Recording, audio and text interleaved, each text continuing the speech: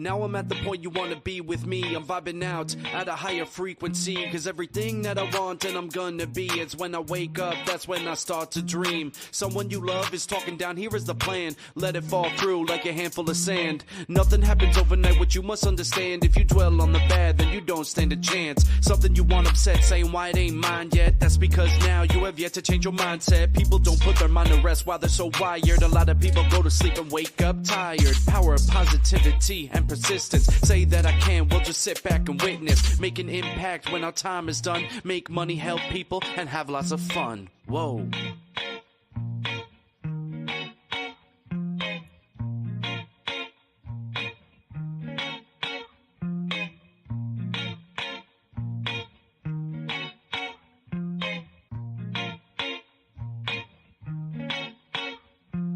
Now I'm at the point you wanna be with me. I'm vibing out at a higher frequency.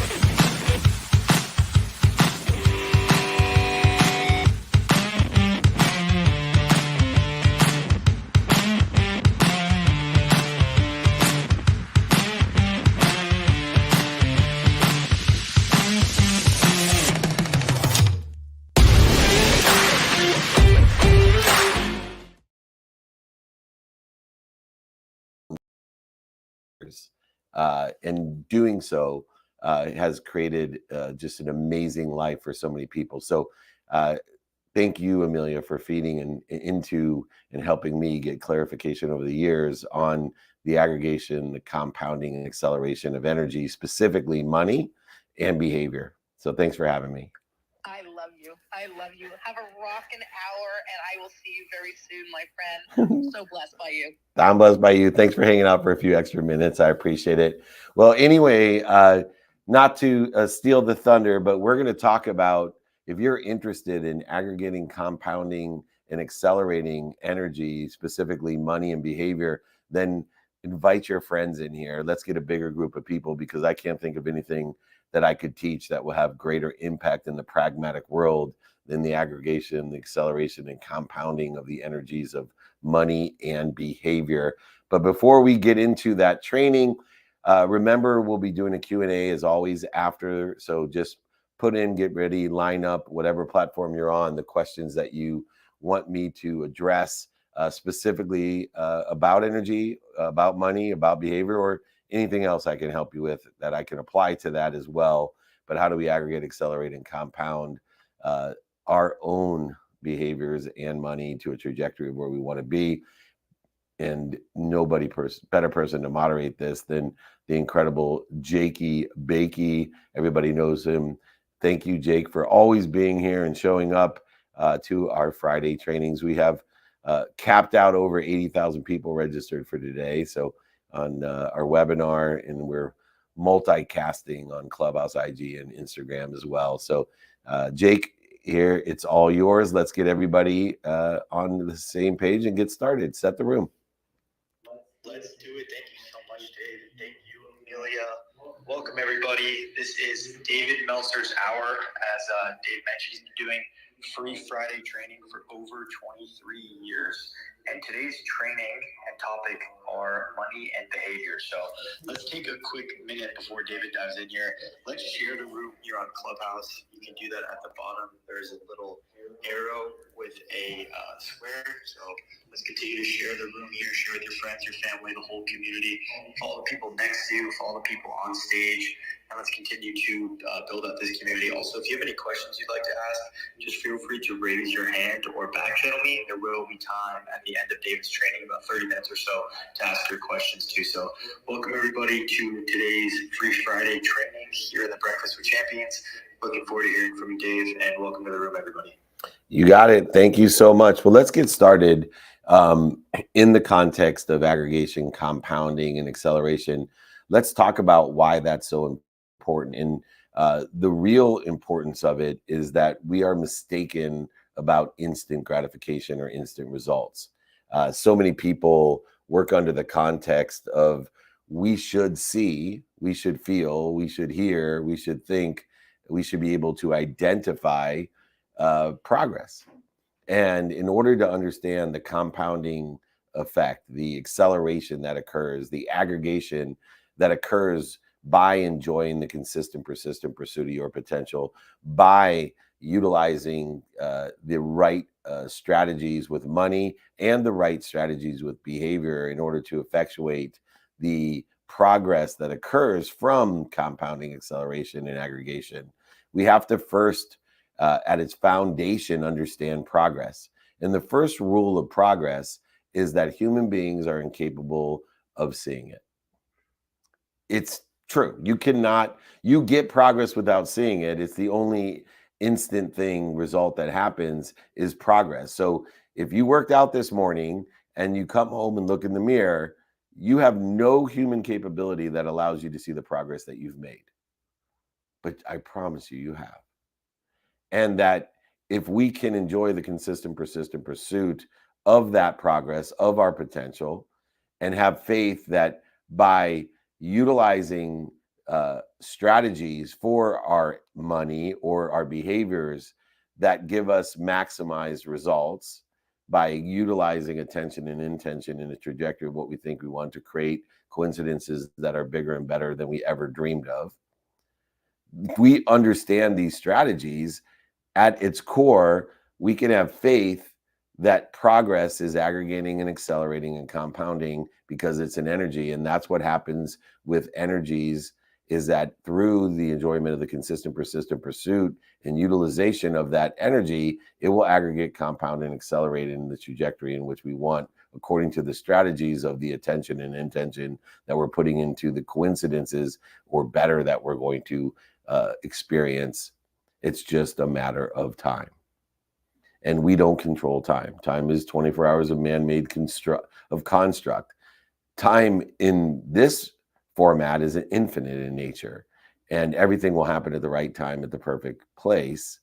And so we have to have faith that we're being protected and promoted by that which is omniscient, all-powerful, and all-knowing, and loves us more than even our moms to protect and promote us.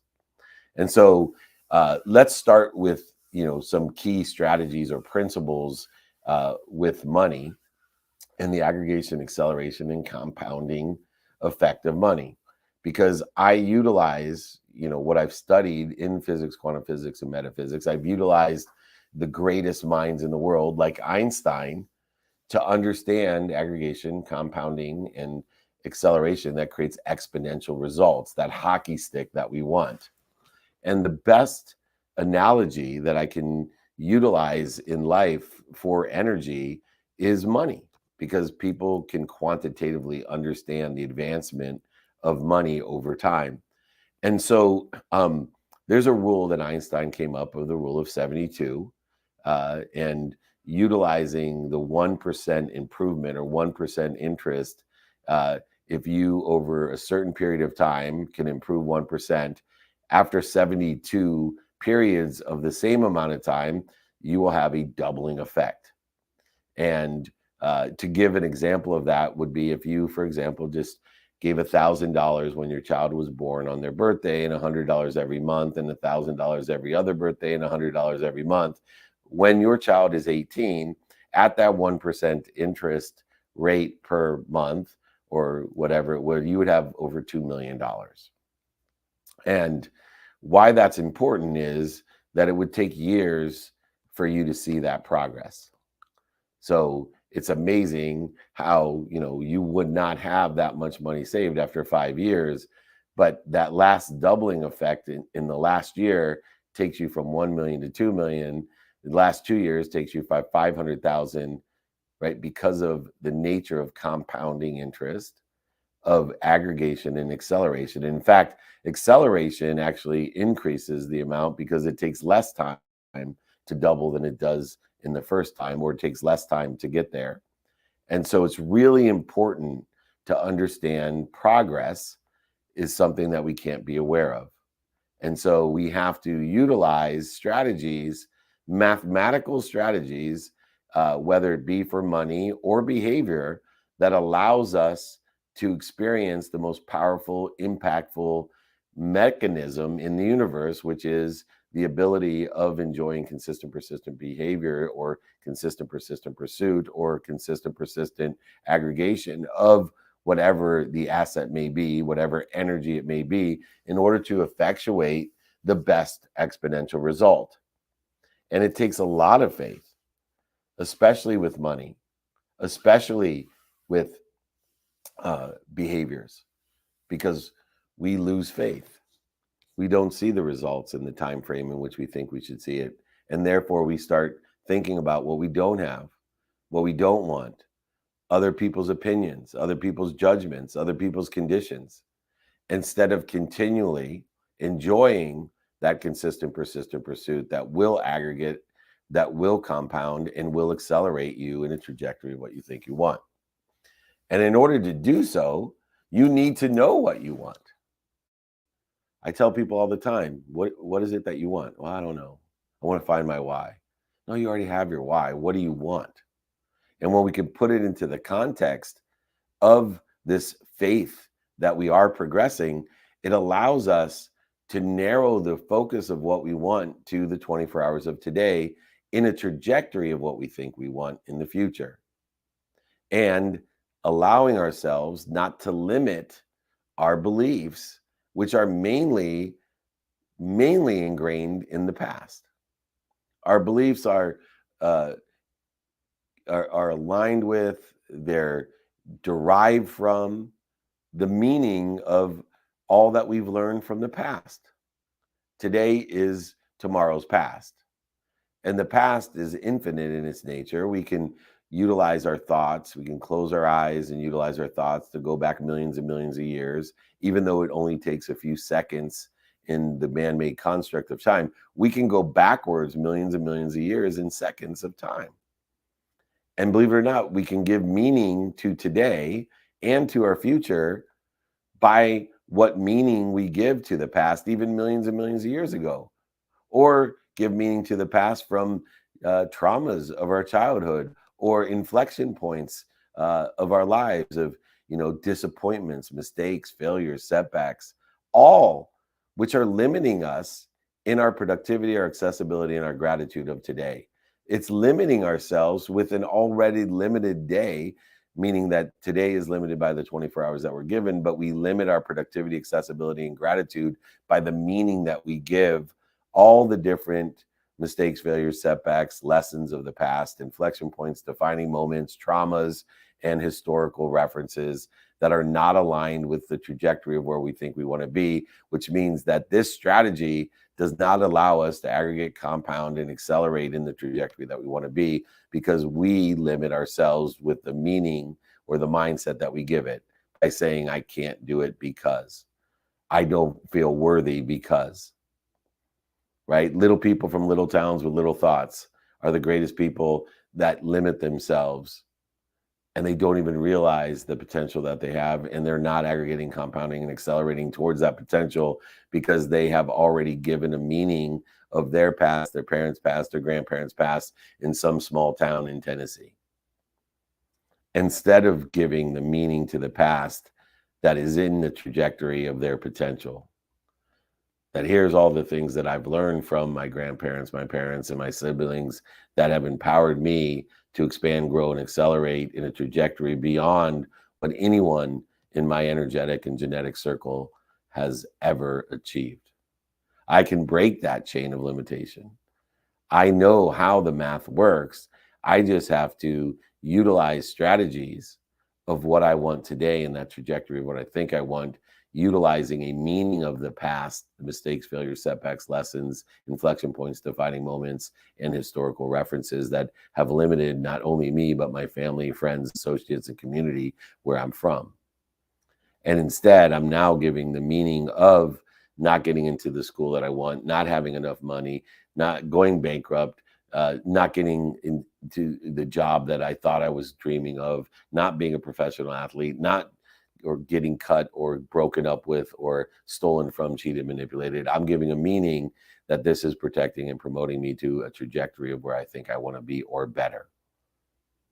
See, when we pay attention and give intention in this way to what we want, It equals the coincidences or better in our lives. And I laugh at my thought process in the past of this idea of manifesting what you want. You never manifest what you want. You always manifest better than what you want. You just don't have the capability of realizing it until later down the road. Even for those people like one of my mentors, John Assaraf, who in the movie The Secret, you may have remembered, he had this house in Del Mar. And 5 years earlier, he put it up on his vision board and he talks about, I manifested the exact house that I wanted. No, you didn't. You manifested a better house. It just has the same address. Because in the 5 years, they had fixed it up. It had added value. It had appreciated. It was something better than you even wanted. And when we start realizing that we don't have a capability of realizing what's better or equal to, we don't have a capability of realizing progress, we don't have a capability to understand or be aware of the compounding, acceleration, and aggregation at the time that it is compounding, aggregating, and accelerating. That we have to rely on the math of energy, and energy compounds, accelerates, and aggregates upon itself, creating exponential results if we continue in putting that energy of paying attention and doing, saying, thinking, believing, and feeling, all energies towards the trajectory of what we think we want, which will not only give us what we want or better, but accelerate it coming to us at the right place at the perfect time. This is an incredible mathematical situation which applies to money, and money is one of the easiest things as you look into the compounding, aggregation, and acceleration of saving money at a certain pace. I always say to someone that's young, the best things you can do in your first 5 years is to limit your expenses and create wealth for yourself by saving more. If you can save 40 or 50% of everything you make at a young age when you don't have as many expenses, the exponentiality, the acceleration, compounding of that money is incredible because you get extra periods of double, and the later doubling effect is an accelerated one so that it takes less and less time to double. And yet, I use an example, another one, not just of the money of aggregation, acceleration, and compounding, but I use a pond example. I could tell you right now and sell you a pond, a lily pond, and say, look, I know there's no lilies in this pond, but if you do this every year, that one lily will grow, and every year it will double if you continue to do this, whatever behavior it is. And despite the guarantee, despite the math of it, what happens is most people will stop doing it for two reasons. One, the simple things to do are unfortunately simple not to do. So if I told you, if you said thank you before you went to bed every day and thank you when you woke up, that in year one lily would grow on your pond. In year two lilies would grow on your pond. In year three, 4 lilies will grow on your pond. And it's going to take 20 years until your pond is completely full of lilies. So Dave, what you're telling me is all I have to do is say thank you before I go to bed and when I wake up. And if I do that for a full year, 1 lily will come on and it'll keep doubling every single year. Well, there's 2 reasons you'll stop saying thank you. One, it's simple to do. So it takes 0.1 seconds and it's free. And anything, no matter how much impact it will have, whether it grows lilies or impacts your life in some other manner, it wouldn't matter. The simple things to do, unfortunately, are simple not to do. And most people won't do them because they're simple not to do, not because they're simple to do. And so I always tell people, heighten your awareness. If you want acceleration, aggregation, and exponential growth, heighten your awareness to the things that are simplest to do that have the greatest impact in your life or are aligned with the trajectory of where you think you want to be. Be very wary of the things that are simple to do. Heighten your awareness because the simple things to do are unfortunately simple not to do. And so therefore, pay extra attention and give extra intention to say thank you, for example. To say thank you when analogously you go to bed and when you wake up, analogously to grow and double that lily, whatever that lily represents in your life. And if I tell you, I guarantee that that lily pond will be full, you will be fulfilled in 20 years. Whether you're building your brand, saving your money, whatever it is, it will be doubled. It will be exponentially full. You will have aggregation, compound interest, and acceleration that you can be aware of in 20 years. It'll be full. And here's what's going to happen beyond the first rule, that things are simple to do, are simple not to do as well. But the next rule that we have to be aware of is that we don't see progress. So even in the case of the lily pond, what will happen is in year 1, there'll be 1, in year 2, 2, year 3, 4, year 5, 8, year 5, there'll be 32 lilies. But incrementally, I can't see how the lily pond's going to be full, how I'm actually going to be a millionaire, how I'm actually going to have that relationship, how I'm actually going to be in shape, how I actually am going to do all of these things. Because remember, one of the inverse things about progress is that negative progress is created by negative behavior. And so if we don't say thank you, what difference did it make? That guy's saying thank you every single day in the morning and at night. And look, after 5 years, all he has is 32 lilies. It's going to be impossible to fill that pond up. And the interesting thing is that by year 18, 25% of the pond will be full. 18 years of saying thank you before I go to bed, 18 years of saying thank you before I go to sleep, 18 years spending 0.1 seconds saying it, 18 years not spending a penny doing it, 18 years of doing something that's simple instead of, unfortunately, not doing something that's simple. And in 18 years, all I got to show for it is a lily pond that's 25% full. And I don't understand or believe or have faith that I've been progressing. And unfortunately, by the time you get to year 18, some people quit in year 1, 2, 3, 4, 5, 6, 7, 8. But by year 18, 99% of the people have stopped saying thank you because they only see 25% progress.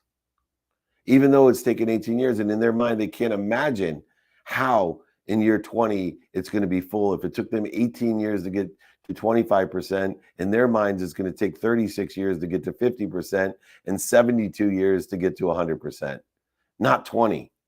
All they see is 56 extra years over what they were promised. And so somewhere along the line, they've done the math and they've quit because they don't understand the principle of energy. They don't understand the principle of money. They don't understand the principle of behavior, that it aggregates, accelerates, and compounds on itself to create an exponential result. And that the more we enjoy the consistent, persistent pursuit of our potential in that way to fill our lily pond, whatever analogously that is in your life, you mustn't quit. Because what happens in year 19 is that the lily pond is 50% full. Dramatic leap over the first 18 years. Amazing. In 1 year, the same result that it took 18 years. And here's the interesting thing. Even though that the 1% was there after 18 years, by year 19, even though they've been told it takes 20 years in order to fill their pond, in year 19, 99% of the people, 99% of the 1% of the people quit because it's only 50% of the year. And in their mind, they still don't have faith. They're being protected and protected. They don't have faith in the physics, quantum physics, and metaphysics. They don't have the faith in the aggregation, acceleration, and compounding of interest in order to effectuate what they want, the coincidence of what they want, or better. And so another 99% of the 1% quit when they're only 1 year away, because in their mind, they don't have another 19 years to get the other half of the pond full. I've been doing this for 19 years. I've been saying thank you every single day before I go to bed and when I wake up. And all I am is halfway there. I was promised I'd be all the way there in 20 years.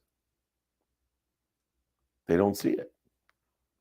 But sure enough, the 1% of the 1% that do, the 1% of the 1% that enjoy the consistent, persistent pursuit of their potential, the 1% that understand aggregation, compounding, and acceleration of energy, and have faith that they're being protected and promoted to a better place, a better position, a better coincidence. Sure enough, in year 20, it doubles again. And it goes from 50% to 100% full. And those that continue on in that faith go from 100% full to 200%, 200 to 400, 400 to 800. And everyone else tells them how lucky they are. There is no luck. What you pay attention to and give intention to in a consistent, persistent pursuit in a trajectory of what you want will aggregate, accelerate, and compound on itself. The reason I wanted to do this is that this is actually a formula that will save your life. Because not only does it work energetically with money and behaviors in a positive way, but it works the same way in a negative behavior or a negative energy. The only difference is when we have negative behaviors or negative energies in our lives, we don't see the progress, the negative progress. So we sit there and tell people, hey, I don't need to eat right. I've been eating this way for 19 years. I've been smoking this way for 19 years. I've been snorting this way for 19 years. I've been working out this way for 19 years. I've been arguing like this for 19 years. I've been cheating for 19 years. I've been lying for 19 years. I've been fearful, anxious, frustrated, angry, guilty, resentful, separate, inferior, superior for 19 years. And look at me. You cannot see a difference. You've been saying thank you for 19 years, and all you have is a half full lily pond. Well, I got a half full lily pond, and I haven't. I've been attacking and judging people for 19 years. And then the funniest thing happens, year 20. Oh my God, I just got sick overnight. Oh my God, my wife just left me overnight. Oh my God, I just got fired unexpectedly overnight. After 20 years, they fired me. How unfair. No, it's aggregation, acceleration, and compound interest of behavior. Aggregating, accelerating, compounding of behavior. And when you have negative energy and negative behaviors, we're not expecting a result. And so when that last doubling happens and we see the result that we don't want, sometimes it takes our life. I have a friend who this training's in honor of, elementary school friend of mine. And I used to have bad behavior with him since high school. Bad behaviors that interfere with my potential. Bad behavior that was aggregating in my life through my 20s and early 30s. And luckily, although I didn't see the progress, I had my mom and my dad and my best friend and my wife to identify the negative behavior and the negative progress, even though I wasn't aware of it. And as I became more aware of the behaviors that are necessary to clear the interference between me and my potential, me and the abundant, all-knowing, omniscient, all-powerful source, I shared it with my best friends, including this one. And yesterday, at 55 years old, one of my best friends in the world didn't wake up. Left 2 children, his wife, his friends like me, his family. But yet 6 months ago when I saw him, he looked the same as me. He was bragging how I was missing out, how all of the negative behaviors that we had done in our 20s and 30s and he continued to do into his 50s had no impact on him. No aggregation, no compounding effect, and no acceleration. Until out of nowhere, he didn't wake up. Money is energy. Behavior is energy. Energy aggregates and progresses in the trajectory in which it is pointed. You need to be aware of your behaviors and have strategies of what you want each day in the trajectory of where you want to be, giving the meaning from the mistakes, lessons, and inflection points of your past in that trajectory. This world is amazing when you get the benefit of exponentiality, when you realize through your own humility that you don't know what you don't know, and it requires faith that there is someone that knows, or something that knows, or some energy out there that is protecting and promoting you, so you can aggregate, accelerate in full force in the trajectory in which you want to be, by aggregating, compounding, and accelerating your behaviors towards that. And if you do that, I promise you that it will come faster than you thought. That through that phase, eventually the doubling effect will put you to 100% of where you want to be, then 200, 400, and 800, and you too will prove the mathematical formula of happiness, of fulfillment, of success, and luck. Pay attention to what you want, who you can help, who can help you, and how to get it done. Prioritize what you do, say, think, believe, and feel in that trajectory by giving the meaning of the past to that trajectory to apply your why. And if you apply your why every day in a trajectory where you think you want to be, not only will you be there and beyond, but you'll be there faster. You can create abundance in your life. You can make as much money as you dream, help as many people as you dream, and have as much fun as you dream. But you're going to have to aggregate, compound, and accelerate the behaviors in order to get there. I hope everyone enjoyed this and puts it to use. If you want to practice something simple to do, which is also unfortunately simple not to do, simply start by saying thank you. Thank you before you go to bed and when you wake up each day, in the trajectory of appreciation, acknowledgement, and asking for more, in the trajectory of what you want, by being grateful. I promise you, within the first 30 days, it will impact your life, but in 20 years, it will incredibly have an exponential result that even you can't imagine today. Please reach out to me if anyone wants the information on aggregation, compounding of interest, on this behavioral energetic with money and energy, how it accelerates. I'm more than happy to give that exercise, my book, whatever I can do to help you raise your awareness to the simple things to do that are unfortunately simple not to do. All right, Jakey Bakey, we're halfway there. Reset the room. It's question time. Resetting the room. Thank you so much, David. Thank you for sharing all of your stories, all of your knowledge with everybody here. As I reset the room, if anyone has any questions just on what Dave just taught and shared, just email him. Go ahead and email him. His email is david@dmeltzer.com.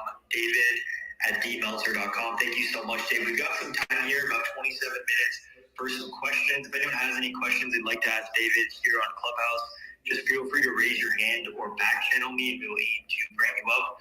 Let's also take a second here to follow and invite your friends and family and the whole community. You can do that on Clubhouse. At the bottom, there's a little square with an arrow. If you push that, you can share on Twitter, Facebook, Clubhouse, text messages. So let's continue to share the room and grow this community. So, Dave, if you want to take a question on StreamYard, and when you're back on Clubhouse, we have Jared here ready to ask you a question. Thank you so much. Absolutely. The question is, how do you reset your mind with a scarcity mindset when it creeps up on you every now and again? Look, scarcity is the understanding that it's a zero-sum world and a zero-sum game that we're living in. And that's just not true. So scarcity always exists in either a world of not enough or a world of just enough, where you buy things you don't need to impress people you don't like, because everything's a trade or a negotiation. Even giving is a trade or a negotiation. And so what we have to do, one, is identify what thoughts we have, or what beliefs or what feelings we have that are based off of zero sum, where there's winners and losers, where there's trades and negotiations, where there's quid pro quo. And what we need to do is change our meaning to one of value add. So instead of living in a world of not enough and being a victim, or just enough, buying things we don't need to impress people we don't like, we can transition our perspective and participate in a new perception of abundance. And so that through what we do, say, think, believe, and feel, we can actually live in a world of value add. The component of abundance, where that we know not only in an abundant world do we appreciate what we have, add value to it, not only in a world of abundance instead of zero sum do we acknowledge what we have, not just by giving it away, but by losing it, having manipulated, stolen, cheated from us. All of those allow us to acquire the knowledge of what we have, because the only way you know what you have is to not have it anymore. That provides you the truth. When we don't have what we had before, we now know the truth of what we have. And most importantly, the biggest component comparatively of scarcity and the identification of all the different needs of the ego, which creates this world of not enough or just enough, and puts us into a world of more than enough of everything for everyone, not a zero-sum game, but a value-add game. In that world, asking for more, asking for help, asking and wishing and praying are all components of abundance. That we know that when we ask, pray, and specifically are given things, receive, that we are adding value into this abundant world of being in the flow. I talk about being an influencer, and the three components of being an influencer, not an influencer. Influencers are what? Spreading dis-ease, right? They're lying, cheating, manipulating, standing in front of things they don't own, telling people how happy they are with a life that they're not living. An influencer is someone who is vulnerable and illuminates the appreciation that they've had, the acknowledgments that they've had, and ask for more and encourage people to receive so they can give, not just giving to receive in some sort of negotiation. Scarcity is a mindset that there's either not enough as a victim or just enough. If you can live in the mindset of more than enough of everything and everyone, and have faith that there's something bigger than you that wants to give to you as much as your mom would want to give to you or more, except for they're omniscient, all-knowing, and all-powerful, and would only give you things that are protecting and promoting you, even though it appears to be painful with struggles, setbacks, failures, and mistakes. This is the core of living life to its fullest. This is the vessel that it's expanding with and through abundance that allows you to compound, accelerate, and aggregate more than you've ever dreamed of to fill that vessel to its size. Great question on the webinar. I want to thank everyone for being here. Jake, why don't you tell me where the next question is coming from?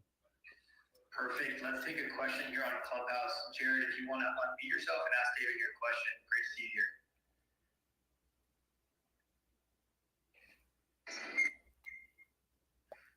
Hello? Hey, Jared, you there? I see you're trying to unmute yourself. Okay, it doesn't look like that is working. So, Jared, hey, Jared, welcome. Looks like you just stepped off here. So, looks like you joined back. Jared, do you want to ask a question today? Why don't we move on, Jake? Yeah, let's do it. Let's move on for sure. Hello everyone. Can you hear me? Yeah, go ahead. Hi, this is Dami. Good morning, everybody. I just wanted to jump in, given that there was a little space there. Can you hear me? Okay, I'm in the basement. But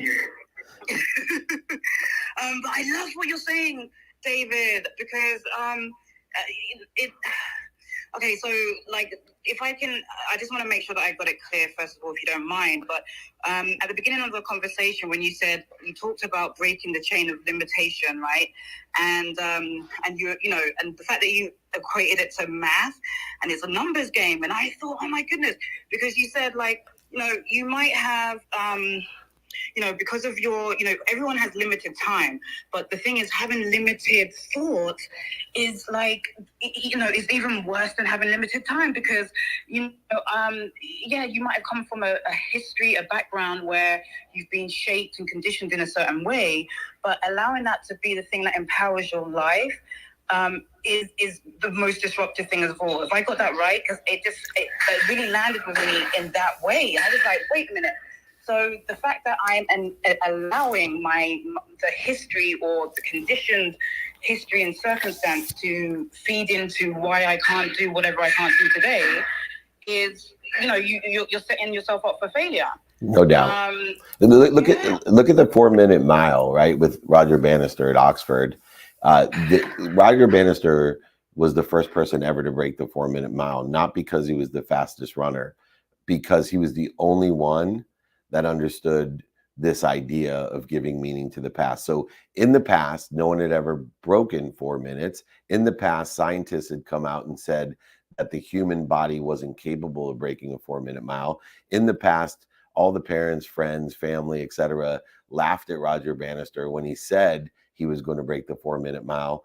And guess what? Who the first person to do it was the person that didn't listen, not just to other people, not just to history, but even didn't listen to themselves, because we shouldn't listen to ourselves, because ourselves are full of thoughts that come from historical references, failures, mistakes, and setbacks of ourselves and others. It comes from the conditions and judgments and attacks that other people have on us. It comes from our innate ego that creates fear. And so instead of listening, we need to talk to, we need to say, we need to do, we need to think, we need to believe and feel it.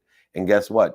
When Roger Bannister broke the 4-minute mile, not because he was the fastest runner on earth, but because he had a mindset that he did, said, thought, believed, and felt that he could in the trajectory of breaking the 4-minute mile. In the next 2 weeks, 3 other people, after in all history of running, from Greece in the Olympics, every time they ran the mile, nobody's ever been able to do it. No one ever said you could do it. Nobody ever believed they could do it. And guess what? After he did it, 3 people in the next 2 weeks broke the 4-minute mile. After all those years, what's your 4-minute mile, right? What's your 4-minute mile? What are you listening to? Stop it. Go talk to it. Go do it. Say it. Believe it. Feel it. Stop it. You're limiting yourself. And you can actually give the meaning to your future that you want or better. And all you need to do is utilize these practices in order to effectuate the aggregation, acceleration, and compounding of your energy in the trajectory of where you think you want to be. And yes, you nailed it. It can be quantified. I want to point out one more thing that's so interesting, because you brought up the distinction between man-made constructive time and thought. And remember, thought is faster than time. And so we can utilize thought in an exponential manner because it's faster. Thought moves faster than the speed of light. The speed of light is what determines man-made constructive time, right? It's the time that it takes from the sun, a particle of light, to get to the earth. That's the basis, the dependent variable of time. And yet thought moves way faster than the speed of light. And so we can utilize thought to our advantage and utilize that thought in order to effectuate breaking through not only the limitations of the past, but breaking through the 24 hours that we're given today by maximizing the utilization of thought. And one of those ways is to talk to ourselves, not listen. And so go ahead and work out that aggregation compounding of energy by doing, saying, thinking, believing, and feeling in the trajectory of what you want, instead of listening to yourself and what other people are telling you you can't do. It is those thoughts, those actions of what I call talking to, not listening to, that allow us to effectuate world records and breakthroughs. Oh, I absolutely love that, and just as and the results are true, because I was taught not to ask and to be a giver and of service, but listening to you and the encouragement and the reason to ask that you can make impact. I've started to do that, and I've seen like the results are just whatever the word is, exponentially, just incredible. So yeah, it's a fact. And you made so many other people happy when you became an investment of them by asking them for help. And my proof to that, for those people that don't like to receive, think about how good you feel when you give. Why not let someone else feel that good? And the only way you can make them feel that good is to ask them for help, ask them for what you want. Allow yourself to live in the value add world, not the zero sum game, where when you ask someone for help, everybody's either winning or losing. Not true. Everybody's winning in a value add world where we ask for help. You can't give what you don't have. So you got to make sure you're receiving and giving, and you're allowing other people to witness the giving and receiving. That maximizes the exponentiality of all the great impact and effect of abundance. So thank you so much for coming in and saving the day, as we could not get Jared on. So I really appreciate it. What a great question and commentary. So everybody out there, we can all help each other. We got to speak up and speak out. Let's make sure that we're sharing with everyone our own thoughts, behaviors, etc. Jake, why don't you reset the room? We got 15 minutes left. Perfect. I will reset the room. Thank you so much, Demi. This is the Breakfast with Champions. David doing Free Friday training for over 23 years. Today's topic is money and behavior. There's about 14 minutes left here on Clubhouse. So if you have any questions in Dave's training, feel free to raise your hand or back channel me. Also, if anyone has any questions or want any of David's free trainings or guides, you're going to free book David pays for shipping. Just email him. His email is david@dmeltzer.com. david@dmeltzer.com. Let's continue to share the room, everybody. Dave, I'll pass it back off to you if you want to take a question on StreamYard.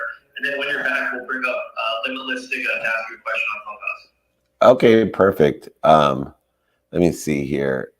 This is an interesting one. So are other people able to see our incremental progress better than we can? Some, right? Some people can, because they actually, as they witness, they can see a difference. See, it's like your child growing. Your child can't see themselves growing. They see themselves every day, and the incremental progress of growth from the time they were 11 to the time they're 12 can be substantial, especially if, an aunt or an uncle saw them at Christmas and then saw them in another Christmas. It's exponential. It's like so obvious. Oh my God, you've grown so much. But I remember being 12 going, I haven't grown. I don't see the difference. I look the same thing, with as we get older, I feel the same. We can't see the progress that we've had. So I think understanding time, that if we have a snapshot of someone and then their period of time that passes, we can see the progress better than the person can internally themselves, because incremental progress, number one, instantly we can't be aware of. But when we are seeing ourselves every day, we're re-registering a new baseline every day, and incrementally we don't see the progress determinative upon what it is. Obviously with enough time, we're going to see progress of money aggregating itself, and it will take whatever amount of time it takes. But there's certain things like our health, where we don't see that we're halfway after 18 years, one more doubling and we're going to have a heart attack. And if someone hasn't seen us in 10 years or 15 years, they can see super positive progress or super negative progress. So I rely on the people that care about me most to tell me where I need to be aware of and what I need to take stock in, because they absolutely have a better perspective of progress because they're not with us all the time. And so very good point to make sure we raise our awareness of progress that people see or don't see. Very good. Anyway, Jake, do we have someone else on Clubhouse, or where do you want me to go? Perfect. Let's bring up Limitless Siga to Clubhouse. Welcome, Siga. If you can unmute yourself. Good morning, two of my most favorite people, Jakey Bakey and David Meltzer himself. Oh, you bring a smile to my face. Oh, well, I am so glad, because I always love being in your frequency. So, Dave, I have two questions, but I'll just start with the most important and leave it there for now. My nephew lost both of his parents, and he's in a critical stage in his growth. He's a teenager, 17 years old. Lost his mother day after Thanksgiving. He is the son of my older brother, who was a captain in the army, who was killed abroad in 2014. So my question is this. He's a joyous boy and doing very well under the circumstances. My younger brother and I now find ourselves as the main adult mentors caring for him. What advice would you give us at this critical stage for his life as we try to mentor him? Yeah, well, number one rule for 17-year-olds is know that they don't listen to you. The second rule is, but they watch you. And so understanding that part of being a parent or a guardian is to do the right things ourselves, because we will be planting seeds under trees that even we may never sit under. The second rule is to know the ignorant arrogance of being a parent or a guardian. That it's one of the few circumstances that we are, even if we have a practice of identifying fear and spending minutes and moments in it, that we have an overwhelming amount of fear for the people that we love the most that cause us to give bad advice. So it's almost a good thing that a 17-year-old is not going to listen to us, because the advice that we give them out of ignorant arrogance, knowing that we don't know what's best for them, but utilizing fear as a guidepost that we want to keep them safe because we're more afraid for them than we are for ourselves, actually limits, even if we're named limitless, it limits their progress, it limits their potential. And so having a realization that, number one, they're watching us, and that's how they best absorb the practices and procedures and processes in which will help them prepare themselves to pursue their potential. And that's a lot of P's. I didn't mean to alliterate that way, but it happened. And more importantly, too, that not only are they watching us, but I have to be aware of my ignorant arrogance, that I love this child so much that I'm afraid for them too much. And that the advice that I give has to be advice that hopefully is devoid of my ignorant arrogance and the best intention. The third thing that I would do is, in the realm of timing and risk tolerance of our own children, know where that lies when it comes to struggle. Because the most difficult thing, beyond what I previously mentioned about having children and being a guardian or parent, is that, number one, we don't want them to struggle, and we forget how much struggle has helped us, and then we don't know our timing and risk tolerance of that struggle, of when to come in and help and when not to. And the last thing that we want to do, especially considering the circumstances for this nephew of yours, is have more struggle in their lives. But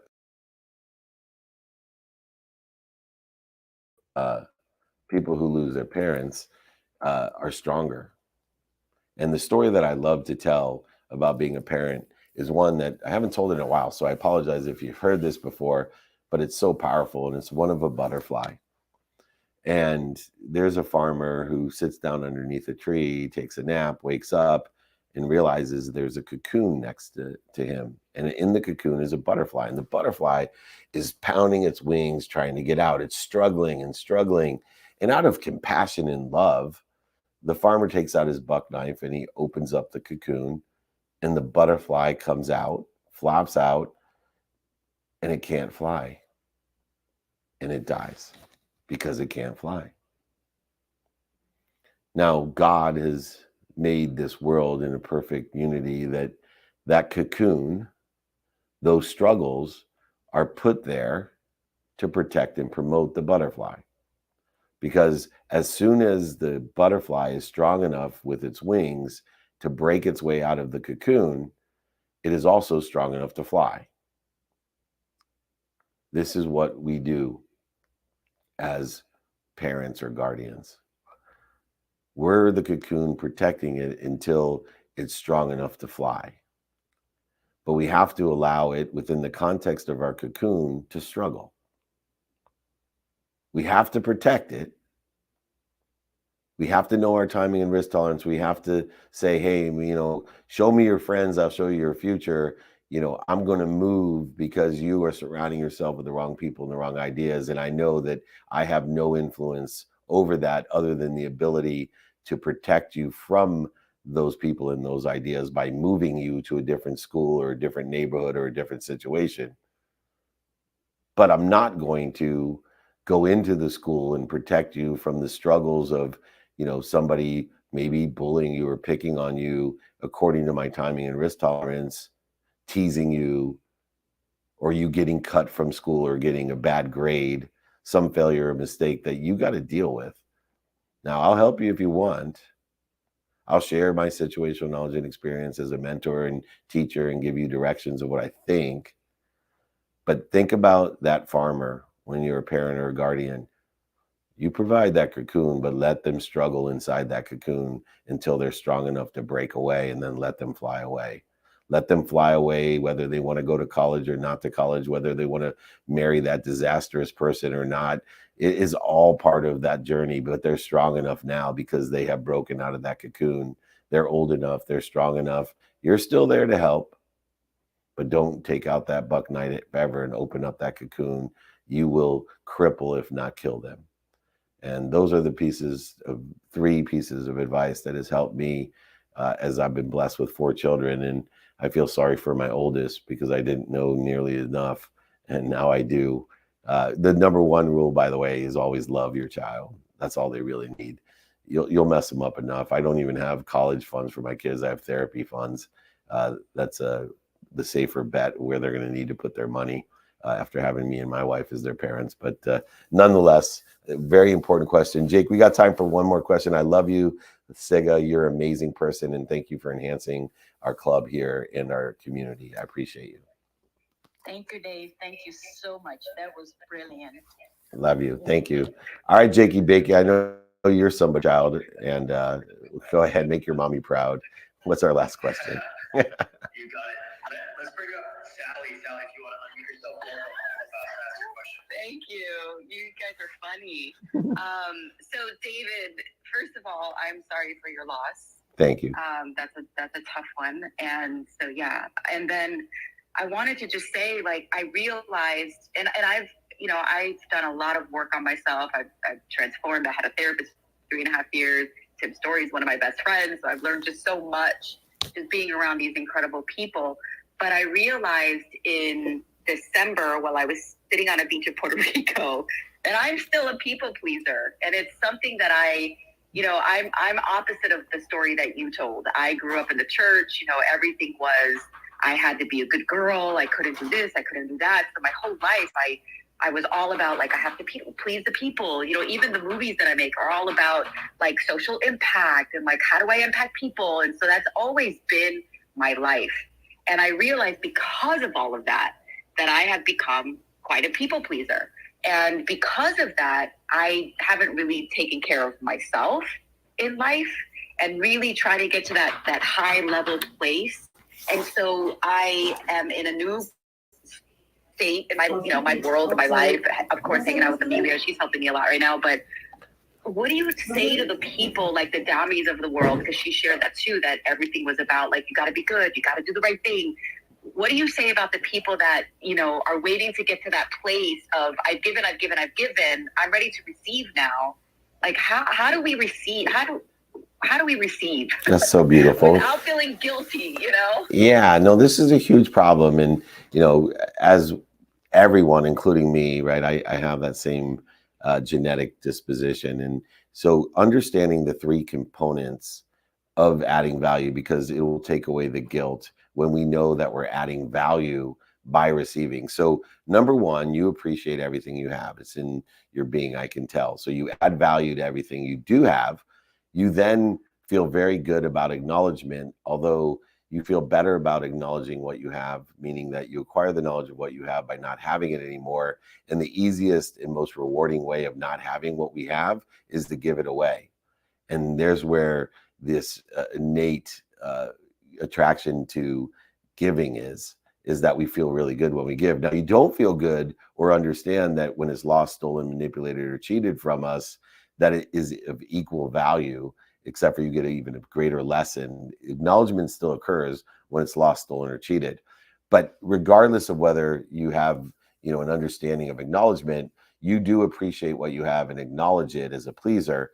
But you don't realize that you're wasting the expansive aggregation, acceleration, and compounding of self by not asking for more. You see, if you don't ask for more, if you don't believe in a value add world, if you don't believe in abundant, what happens is that expanding, that compounding and aggregation of yourself that occurs through appreciation and acknowledgement starts dissipating, dissolving, and disappearing because you don't refill it with more, because you feel too guilty or humbled by asking for help. You don't see that you're denying people the value that you're taking by being a pleaser and a giver, that you're not allowing other people to be a pleaser and a giver, to give to you and to fulfill your new expanded, compounded, aggregated, and accelerated self. and you're utilizing and interfering with your potential by not asking for more. So what I want you to do is, you're already an appreciator, you're already an acknowledger. Now go ahead and practice filling back up so you don't dissipate and dissolve all the great works that you've done, and trust with faith there's more than enough of everything for everyone, and you're providing value to those that you're asking help from or money from or assistance of. Please practice receiving and know and practice knowing that there's more than enough of everyone for everyone that you're adding value. All right, we went 1 minute over. I will be happy. Please email me if you want any of these exercises or guides or continue the conversation. These are huge. Practice today the behaviors and energy that aggregate, accelerate, and compound on themselves. Everybody live in the exponential world of abundance, of more than enough of everything for everyone. Email me, david@dmeltzer.com. Close out the room, hand it off. Thank you for your patience. Sorry for going a minute over. Have a great day. Thank you. Awesome, everyone. Thank you so much. Thank you. Remember, be kind to your future self. Do good deeds. Email me, david@dmeltzer.com. david@dmeltzer.com. Thank you, thank you, thank you.